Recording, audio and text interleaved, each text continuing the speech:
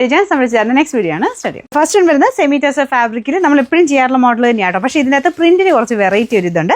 അത് മാത്രമല്ല ഡാർക്ക് ഷെയ്ഡിലാണ് കൂടുതലും വന്നിരുന്നത്. അപ്പോൾ ഈ പ്രാവശ്യം കുറച്ച് ലൈറ്റായിട്ട് അങ്ങനത്തെ കളേഴ്സ് ചോദിക്കുന്നവരും ഉണ്ട് കേട്ടോ. നമുക്ക് ലൈറ്റ് ഷെയ്ഡിലുള്ള ടസറിൽ വരുന്ന പോലെ ആ ഒരു രീതിയിലാണ് ഇത് വന്നേക്കുന്നത്. ഫ്രണ്ട് പോർഷനിലെ ഡിസൈൻ സെയിം തന്നെയാണ് ദുപ്പട്ടയിലും വരുന്നത്.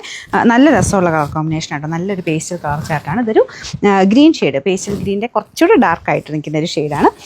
ദുപ്പട്ടയ്ക്കകത്തും സെയിം തന്നെ ഫുൾ ആ ഒരു വർക്ക് കൊടുത്തിട്ടുണ്ട്. പിന്നെ കുഞ്ഞായിട്ട് സാധാരണ സിൽക്കിലൊക്കെ വരുന്ന പോലെ തന്നെ കുഞ്ഞൊരു ബോർഡർ ഉണ്ട് കേട്ടോ.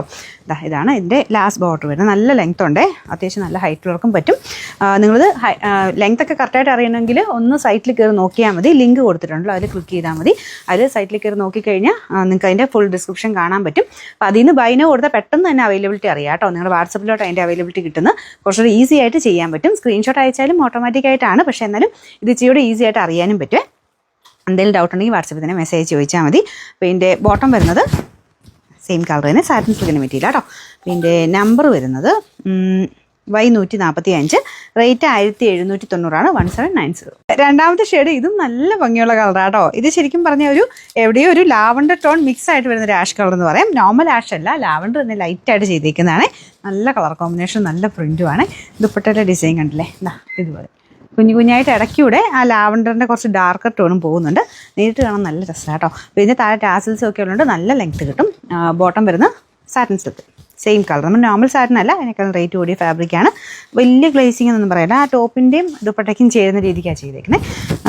Number Y146, rate 1790. നമുക്കിതിൽ അടുത്ത ഷെയ്ഡ് ഒരു ലൈറ്റ് ഗ്രീൻ പോലത്തെ ഷെയ്ഡാട്ടോ. നമുക്ക് നോർമൽ ഗ്രീൻ അല്ല, ലൈറ്റ് കളേഴ്സാണ് എല്ലാം.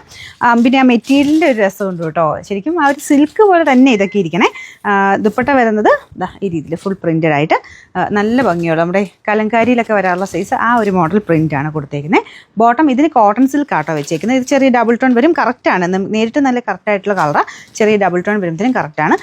കളേഴ്സിനനുസരിച്ചാട്ടോ ബോട്ടം വെക്കുന്നത്. ചിലപ്പോൾ സാറ്റനിൽ ആ ഒരു സെയിം കളർ കിട്ടാത്തതുകൊണ്ട് കോട്ടൺ സിൽക്ക് ആക്കിയെന്നേ ഉള്ളൂ. നല്ല ലെങ്ത് ഉണ്ട്, ടോപ്പിന് ദുപ്പട്ടയ്ക്കൊക്കെ നല്ല ലെങ്ത് ഉണ്ട്. Number Y148, rate 1790. നാലാമത്തെ ഷെയ്ഡ് വരുന്നത് നല്ലൊരു പീച്ച് എന്ന് പറയാൻ പറ്റില്ല, നമ്മുടെ ഒനിയൻ പിങ്കും പീച്ചൂടെ മിക്സ് ആയിട്ട് ഒരു പേസ്റ്റൽ കളർ വരത്തില്ല, അങ്ങനത്തെ ഒരു ഷെയ്ഡാണ് കേട്ടോ. പിന്നെ ദുപ്പട്ട കാണാൻ നല്ല രസമുണ്ട്. എല്ലാത്തിനും ആ ഒരു മെയിൻ ഷെയ്ഡുമായിട്ട് ബ്ലെൻഡ് ചെയ്തിട്ട് നമുക്ക് അകത്തെ കളറും പോയേക്കുന്നത്. ക്രീമായിട്ടല്ല, ആ ഒരു കളറിൻ്റെ മാച്ചിങ്ങിൽ തന്നെയാണ് അകത്തെ ഷെയ്ഡും അതിൻ്റെ തന്നെ ലൈറ്റ് ആയിട്ടുള്ള ഷെയ്ഡായിട്ടാണ് പോയേക്കുന്നത്. അപ്പോൾ ഇതും നല്ല രസമുണ്ട് കേട്ടോ കാണാൻ. സിൽക്ക് എടുക്കുന്നതിന് പകരം ഇതെടുത്താലും മതി. ഏകദേശം ആ ഒരു ലുക്ക് തന്നെ നമുക്ക് കിട്ടുകയും ചെയ്യും. എന്നാൽ അതിൻ്റെ ഏകദേശം ഒരു പകുതിയുടെ പൈസ ഇതിനാകുന്നുള്ളൂ. കാരണം ഒറിജിനൽ ഐറ്റത്തിനൊക്കെ നല്ല റേറ്റ് വരും. അപ്പോൾ അത് വെച്ച് നോക്കുമ്പോൾ ഇത് നല്ല റീസണബിൾ ആട്ടോ. അപ്പോൾ ഇതാണ് ബോട്ടം വരുന്നത്. ഇത് സാറ്റിൻ സിൽക്കിൻ്റെ മെറ്റീരിയൽ. Number Y147, rate 1790.